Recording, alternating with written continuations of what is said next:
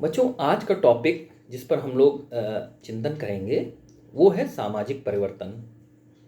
यहाँ पर जब हम लोग सामाजिक परिवर्तन की बात करते हैं तो हम लोग ये पाते हैं कि सामाजिक परिवर्तन एक शाश्वत सत्य है।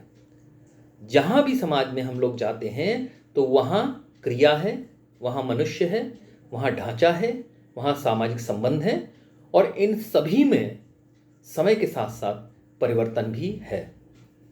यहाँ पर ये परिवर्तन क्यों होता है? एक साधारण रूप से अगर हम लोग सामाजिक परिवर्तन के बारे में बात करें तो हम लोग ये देखते हैं कि समाज में जितनी भी क्रियाएं हैं, जितने भी व्यक्ति हैं और जितने भी ढांचे हैं, इनमें समय के साथ साथ परिस्थितियां, चाहे वो पर्यावरणीय हों, प्राकृतिक हों या फिर वो मानव निर्मित हों, इनमें परिवर्तन आता जाता है। यहाँ पर इन परिस्थितियों में परिवर्तन के कारण उन ढांचों या क्रियाओं में समकालीनता बनाए रखने के लिए, उन परिवर्तित परिस्थितियों से तारतम्य बिठाए रखने के लिए, उनसे सामंजस्य बिठाए रखने के लिए यह आवश्यक है कि समाज में परिवर्तन किया जाए। समाज के इन ढांचों में, समाज के इन व्यवस्थाओं में, समाज की इन संस्थाओं में, समुदायों में, क्रियाओं में, प्रथाओं में, परंपराओं में परिवर्तन किया जाए। यहाँ पर अगर हम लोग थोड़ा सा आध्यात्मिक रूप से भी इसको समझने के प्रयास करें तो हम पाते हैं कि भगवान श्री कृष्ण ने भगवद गीता में कहा है कि किसी भी व्यक्ति की अगर कोई क्रिया नहीं है तो वो मृत समान है। मतलब एक व्यक्ति जो कोई भी क्रिया नहीं करता है वो एक मृत व्यक्ति के समान है। तथापि क्रिया समाज में आवश्यक और अवश्यंभावी है। बिल्कुल स्वाभाविक है कि जब व्यक्ति क्रिया करेगा तो क्रिया करते करते वो अपनी सामाजिक परिस्थितियों में परिवर्तन करेगा। क्रिया का मूल कारण ही यही है कि व्यक्ति अपने आसपास के पर्यावरण को अपने अनुकूल बनाने का प्रयास करता है। अब यहाँ पर जब वो क्रिया करेगा तो वो अवश्यंभावी रूप से आसपास के वातावरण, आसपास के व्यक्तियों का, आसपास के संगठन, आसपास के व्यवस्थाओं में परिवर्तन लाएगा। और ये परिवर्तन इसलिए होगा कि वो उसकी अपनी क्रिया के लिए या वो उसकी अपनी वेलबींग के लिए कार्य कर सकें, बेहतर कार्य कर सकें। यहाँ पर इस सामाजिक परिवर्तन को कई सामाजिक विद्वानों ने भी समझाने का प्रयास किया है। यूरोप ने प्राचीन काल में, रोमन सभ्यता में एक प्रसिद्ध दार्शनिक और विद्वान हुए हेराक्लिटस ने कहा कि सभी वस्तुओं में परिवर्तन के भाव को देखा जा सकता है। इसका अर्थ यह है कि सभी जगह पर परिवर्तन एक नदी के समान बहता है और ये भाव हर जगह देखा जा सकता है। संक्षेप में ये कहा जा सकता है कि परिवर्तन सार्वभौमिक और शाश्वत है। यहाँ पर अगर हम लोग समाजशास्त्र के परिप्रेक्ष्य में इसी सामाजिक परिवर्तन की बात करें तो हम पाते हैं कि प्रसिद्ध समाजशास्त्री मैकाइवर और पेज ने भी सामाजिक परिवर्तन पर एक बहुत सुंदर परिभाषा और संक्षिप्त परिभाषा दी है।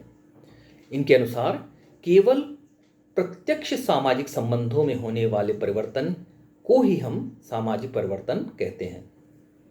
यहाँ यह परिभाषा बहुत संक्षिप्त है।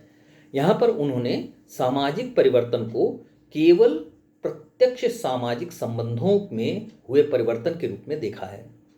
यहाँ पर जो भी दो व्यक्तियों के बीच या दो समूहों के बीच या दो संस्थाओं के बीच या दो संगठनों के बीच संबंध हैं, उनमें जब भी परिवर्तन होता है, जब एक व्यक्ति दूसरे व्यक्ति से एक बदले हुए स्वरूप में अंतर्क्रिया करने लगता है, तो उसी को मैकाइवर एंड पेज ने सामाजिक परिवर्तन की संज्ञा दी है।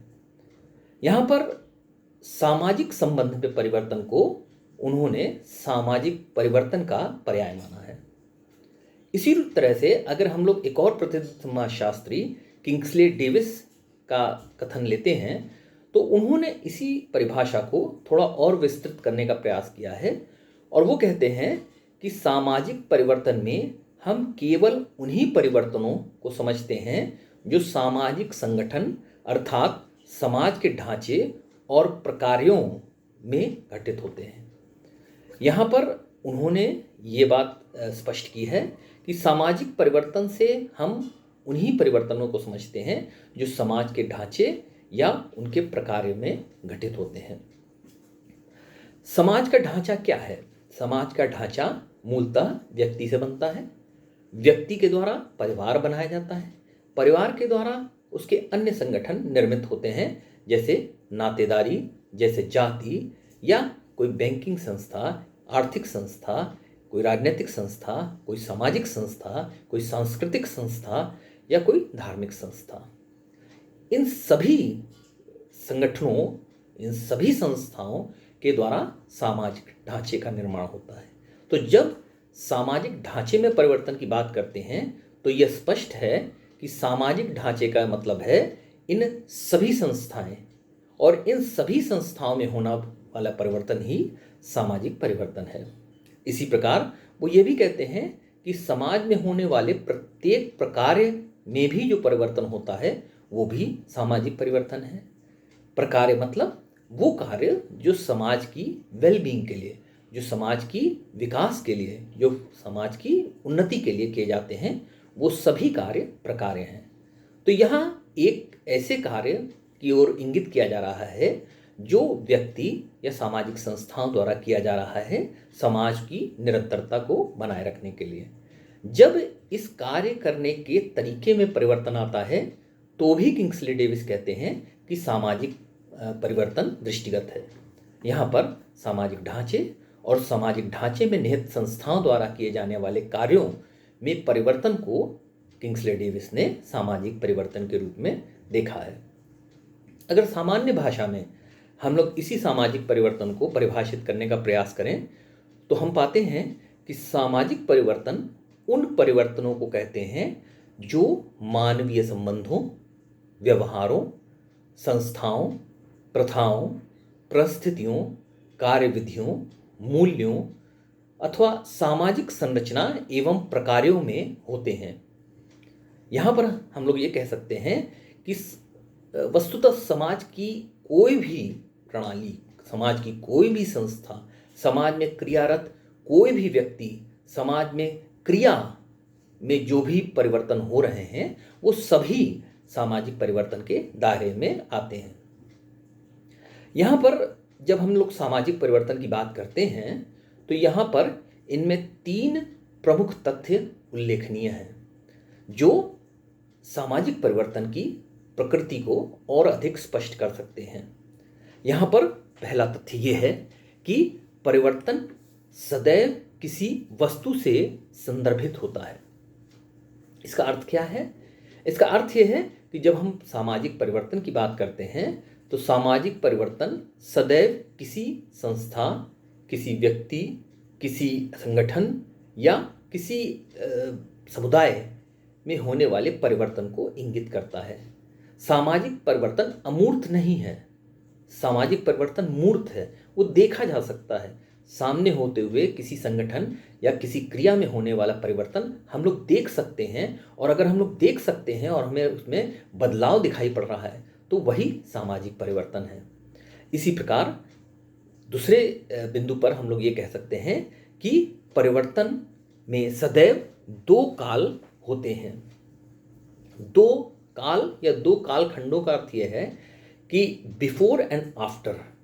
ये साइंस में भी या विज्ञान में भी इस अवधारणा को रखा जाता है कि जब हम किसी एक्सपेरिमेंट को करते हैं तो उसमें हम लोग ये कहते हैं कि पूर्ववर्ती स्थिति क्या थी और जब हमने एक्सपेरिमेंट किया तो उसके बाद की स्थिति क्या है, जिसे हम लोग कहते हैं बिफोर और आफ्टर।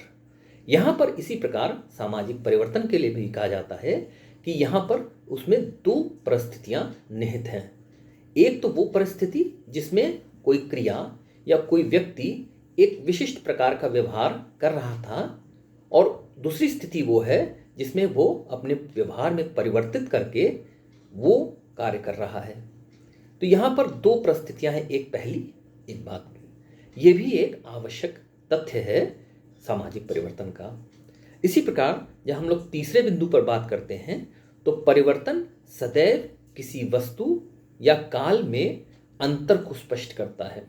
दूसरे बिंदु में हम लोगों ने इस चीज़ को हल्के से टचअप किया था, उसी चीज़ को हम लोग फिर कह सकते हैं कि सामाजिक परिवर्तन सदैव किसी वस्तु या काल में अंतर को स्पष्ट करता है। पहले क्या था, उसमें आज क्या बदलाव है, क्या अंतर हुआ है। उदाहरण के लिए पहले अगर हम लोग देखते हैं भारतीय समाज में, खास तौर से मध्यम काल में या मध्यवर्ती काल में, मध्यकाल में हम लोग ये देखते हैं कि स्त्रियों में पर्दा प्रथा का प्रचलन रहा। यहाँ पर आज हम देखते हैं कि ये पर्दा प्रथा समकालीन नहीं रह गई। जब स्त्रियां घर से बाहर निकलने लगीं, कंधे से कंधा मिला करके पुरुषों के साथ कार्य करने लगीं, घर के बाहर के भी कार्य उनको करने के लिए बाहर आना पड़ा, घर से आजीविका को सप्लीमेंट करने के लिए, अपने परिवार की आय को बढ़ाने के लिए उनको घर के बाहर आके भी कार्य करना पड़ा। तो यहाँ पर हम देखते हैं कि महिलाएं भी पर्दा प्रथा करके उस कार्य को नहीं कर सकती थी। यहाँ पर स्वतः पर्दा प्रथा का विनाश हुआ है। ऐसा नहीं है कि समाज में आज भी पर्दा प्रथा नहीं है, परंतु पर्दा प्रथा केवल उस जगह पर हम लोगों को दिखाई पड़ती है जहाँ पर महिलाएं उतनी घर से बाहर नहीं निकल रही हैं। यहाँ पर अगर महिला पुरुष के साथ कार्य कर रही है, वही कार्य कर रही है, सेम कार्य है, एक समान कार्य है, तो वहाँ पर जो परिस्थिति महिलाएं फेस करती हैं या जिस परिस्थितियों से उनका आमना सामना होता है वो पुरुषों के समान होती है, और उसमें पर्दा प्रथा समकालीन नहीं है, उपयोगी नहीं है, तार्किक नहीं है।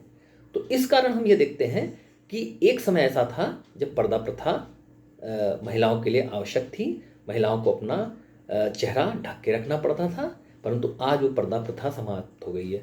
ये एक सामाजिक प्रथा में परिवर्तन है, इसको भी हम लोग सामाजिक परिवर्तन के रूप में देख सकते हैं। आज के लिए परिवर्तन की परिभाषा बता करके मैं अपने इस लेक्चर को समाप्त करता हूँ। कल हम लोग सामाजिक परिवर्तन की विशेषताओं के बारे में बात करेंगे। ओके।